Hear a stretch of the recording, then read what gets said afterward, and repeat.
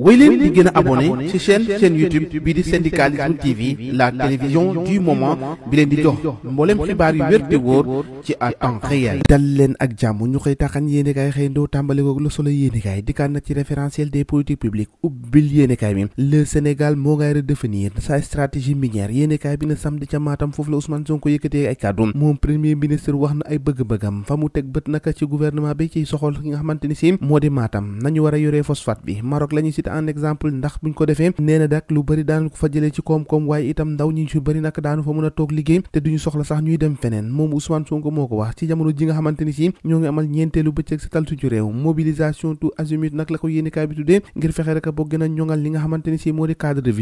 de vie boobee moo taxoon ñu ajandi mbooleem activité minière nag foofee nag ca Falémé bi waaye nag orpailleur nag defi nañ état la état bi wax dégguñu ko malgré nag am na décret boo xamante ni si xaati nañ ko fanweeri fan ak benn ci weeru sulet ngir ñu tere ko waaye terewul nag yéenekaay bi ne fintoon yi ña fa nekkoon nag ca Falémé bi lu tolloo ko 500 mètres yéenekaay bi ne lépp a ngay tàmbale waat gaa yaa nga nekkaat ci mbir mi di gas gàncax ga ak a wàqi yéenekaay bi ne fintoon yi pollution boobee nga xamante ni moom lañ doon wax moo indi woon problème ba ñu ajandi ko waaye nag ajandi boobee amul benn solo ndax ña fa nekkoon ba léegi ñoo ngi wel di def seeni activité cay Sénégal ak dëgër bopp 24 heures yéenekaay ne Ousmane Sonko la mu bëgg ci phosphate yi moo ñu def transformation boo xamante ni si lépp dina ca mën a ruusee su ko defee nag lépp ñu koy defee fii waaye nag dootuñ nangoo lépp li nga xamante ni si moo di alal wala sax li nga xamante ni si moo di war a koom ko war a soqee ko ñu koy jël di ko yóbbu feneen di ko fa transformer di ko indiwaat fii Ousmane Sonko la mu bëgg rek moo di sam fi ay jumtuwaay yoo xamante ni si daanu ko mën a transformer fii mu desaat fii lépp des ci réew mi yor yéene kaay ne 4e journée nationale seetal suñu réew moomee foofu ca Matam nee na projet bi fintoon yi daanaka moo ngi taxaw naka si jëmal ko Ousmane Sonko ca Matam nee na nag léegi mu doon ab poumon économique boo xamante ni si dañu fa amal ab transformation phosphatière yéene kaay bi ne nag daanaka loolee moo gën a taxaw processus de formation du parti politique Amadou Ba les secrets de l'appel du 9-9 l'ancien premier ministre va dire aujourd'hui lan la war a wax moom Amadou Ba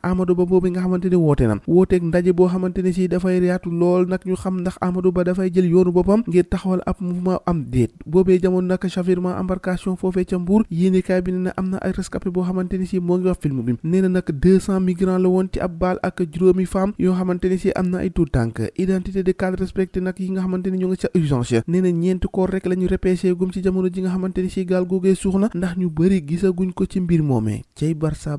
kañ lay jeex Walf Quotidien banque de la diaspora perpétuation des échanges yéenekaay bi ne le projet nag à l'heure du PS daanaka li fi Macky Sall bàyyi woon rek la gaa yi commencé tegagum loxo waaye amagul leen loo xamante ni si soppale ko gum nañ si gaa yi moom fintoon yi gisaguñu dara li ñu gisagul nag mooy gaal gi suux ñeenti nit ñàkk seenu bakkan ñeenti rek la ñu gisagum koo xamante ni si ñoo feeñagum ñi si des yëpp gisuñ ko te defoon nag ëpp na ñaati téeméeri nit jubal jubanti la nouvelle devise le slogan ajoute un peuple un but une fois sur les timbres fiscaux yéenekaay bi ne fintoon yi mbir mi la gaa yi leeral Amadou Ba fait sa NDNR yéenekaay bi ne nag daanaka moom ki nga xamante ni moo di Amadou Ba daanaka moom la ñëpp di xaar de ndax tey jii la woote ngir rek addu fan la jëmale ak ñun waaye nag li ñu war a wax nag mooy déggantaan diggante Ousmane Sonko ak ñi nga xamante ni moo di Cheikh Tidiane Dièye ak Cheikh Dieng mbir moomee ba léegi leeragul te gaa yi nag ñoo ngi xaar ñuy leer ba léegi arrestation du commissaire Keita Babacar Mbaye Ngaraaf s'interroge yéenekaay bi ne nag moo ngi laaj ndax nekku ne li fi amoon moo fi bëgg a amaat ndax arrestation yi moo ngi bëgg a bari ku wax rek ñu ne la ciix te loolee moom daanaka mu ngi bëgg a doon golo yaa ma neex waaye itam ku ma am ndey ku ma amul ndey Sénégal kay noonu rek lay doxee mbir maa ngoog ñoo ko déggandoo jàngeen jëf